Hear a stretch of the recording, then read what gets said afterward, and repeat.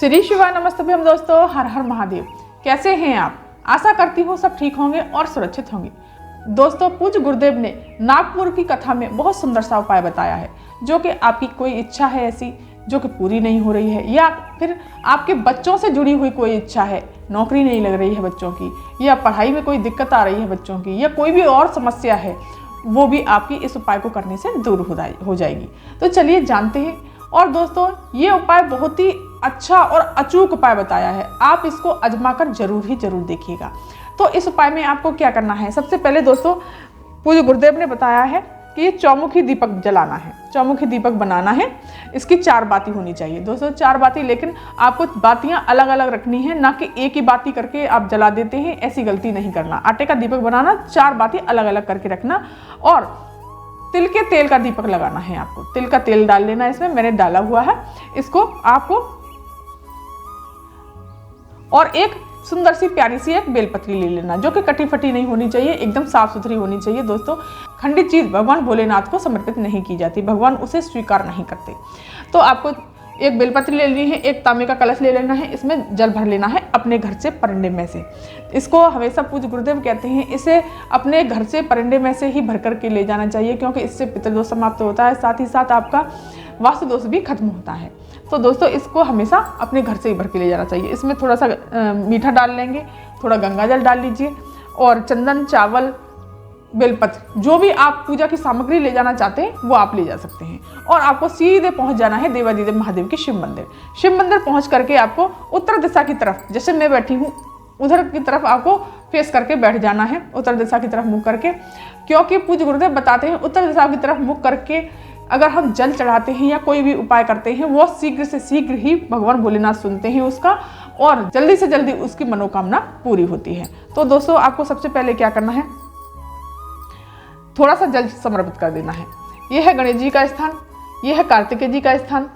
सीधे हाथ की तरफ गणेश जी का स्थान होता है दोस्तों, उल्टे हाथ की तरफ कार्तिकेय जी का। ये माता अशोक सुंदरी का स्थान है, जो मोटी सी लाइन है, जो मेरे भोलेनाथ की सबसे छोटी पुत्री, सबसे प्यारी पुत्री हैं ये अशोक सुंदरी। और ये माता रानी का हस्तकमल, ये शिवलिंग। तो आपको सबसे पहले गणेश जी के स्थान पर थोड़ा सा जल समर्पित करना है, श्री शिवाय नमस्तुभ्यं ब्रह्ममुहूर्त का जाप करते हुए, कार्तिकेय जी के स्थान पर, माता अशोक सुंदरी के स्थान पर, माता रानी के हस्तकमल पर, और श्री शिवाय नमस्तुभ्यं मंत्र का जाप करते हुए थोड़ा सा जल यहाँ समर्पित करेंगे। समर्पित करने के पश्चात आपको ये जो एक बेलपत्री है, सबसे पहले बेलपत्री नहीं, सबसे पहले आपको ये दीपक यहाँ पर प्रज्वलित कर लेना है शिवलिंग के पास में ही।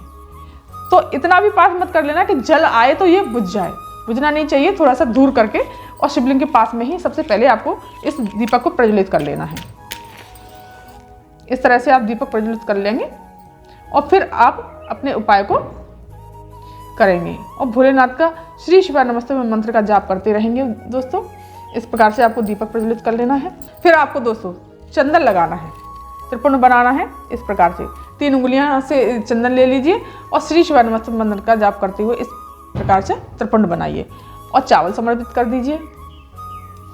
माता अशोक सुंदरी के स्थान पर, गणेश जी के स्थान पर, माता अशोक सुंदरी के स्थान पर, कार्तिकेय जी के स्थान पर, माता रानी के हस्तकमल पर। इस तरह से आपको चंदन समर्पित कर देना है। इस तरह से आपको चावल समर्पित कर देने हैं। मीठा लेकर गए हैं तो मीठा समर्पित कर दीजिए। इस तरह से आपको मीठा समर्पित कर देना है सभी लोगों को।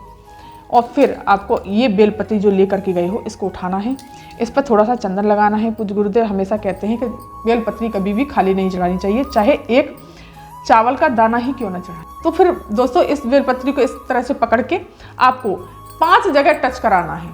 5 जगह कौन सी हैं, चलिए जानते हैं। सबसे पहले गणेश जी के स्थान पर टच कराना है, और अपनी कामना कहनी है, जो भी आपकी समस्या है किसी भी से भी जुड़ी हुई। और फिर आपको कार्तिकेय जी के स्थान पर इस तरह से आपको टच कराना है। बेलपत्री को हमेशा यहाँ से पकड़िए। फिर आपको अशोक सुंदरी के स्थान पर, माता अशोक सुंदरी के स्थान पर टच कराना है, अपनी कामना बोलते हुए। फिर माता रानी के हस्तकमल पर इस प्रकार से टच कराना है, और बाद में आपको शिवलिंग पर इस प्रकार से समर्पित कर देना है, इस प्रकार से समर्पित कर देना है, और श्री शिवाय नमस्तुभ्यं मंत्र का जाप करना है। और फिर आपको जो लोटा भर के लेकर के गए हो, आप जल लेके गए हो, पहले तो दोस्तों थोड़ा सा ही जल समर्पित करना है, और सारा का सारा जल बाद में समर्पित करना है। अब आपको डायरेक्ट ये जल सारा का सारा शिवलिंग पर समर्पित नहीं करना, आपको ये अशोक सुंदरी के स्थान से लेते हुए इस तरह से और ये जल आपको शिवलिंग पर समर्पित करना है इस तरह से, क्योंकि धार टूटनी नहीं चाहिए अशोक सुंदरी के स्थान तक, अशोक सुंदरी के स्थान से शिवलिंग तक। इस प्रकार से आपको सारा जल समर्पित कर देना है और इसी प्रकार से आपको अपनी मनोकामना बोलनी है। चाहे कोई भी कैसी भी मनोकामना हो या कार्य अटका हुआ हो तो वो भोलेनाथ आपकी शीघ्र से शीघ्र पूरी करेंगे। और इस प्रकार से आपको झोली फैला करके अपनी इच्छा को बोल देना है, अपनी कामना मांगनी है और झोली अंदर की तरफ गिराते हुए यहाँ 3 बार टच करके श्री शिवाय नमस्तुभ्यम, श्री शिवाय नमस्तुभ्यम, श्री शिवाय नमस्तुभ्यम अपने नैनों से जल लगा करके, कंठ से लगा करके, हृदय से लगा करके आपको सीधे अपने घर चले आना है। तो दोस्तों ये वीडियो आपको कैसा लगा, ये जानकारी आपको कैसी लगी? अगर पसंद आई हो तो मेरे चैनल को सब्सक्राइब कीजिए, वीडियो को लाइक कीजिए और कमेंट में श्री शिवाय नमस्तुभ्यम या भोलेनाथ का कोई प्यारा सा नाम जरूर लिखिएगा। धन्यवाद।